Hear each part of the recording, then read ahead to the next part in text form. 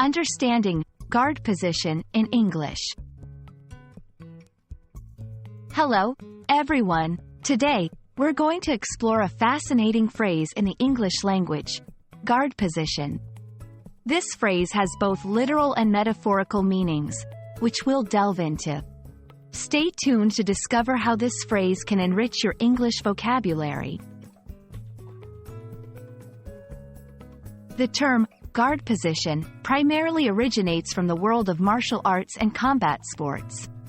It refers to a defensive stance where a person positions themselves to protect against an opponent's attacks. This stance is characterized by keeping the arms and legs in a way that guards the body, especially the head and torso.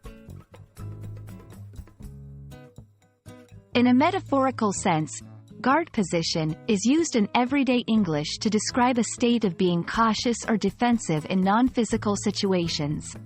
For example, when someone is in a conversation and feels like they might be criticized or attacked, verbally, they might take a guard position by being overly defensive or cautious in their responses.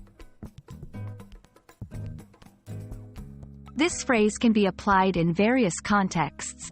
Sports. Besides martial arts, in sports like basketball or football, guard position might refer to how a player defends against the opposing team.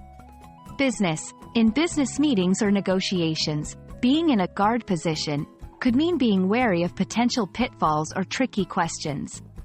Personal relationships. In conversations with friends or family, someone might take a guard position if they feel their opinions or feelings might be challenged. I hope this video has helped you understand the phrase, guard position, in both its literal and metaphorical senses. It's a great example of how English language can be dynamic and context-dependent. Keep practicing, and you'll be guarding your English proficiency like a pro in no time. Thanks for watching, and see you in the next video.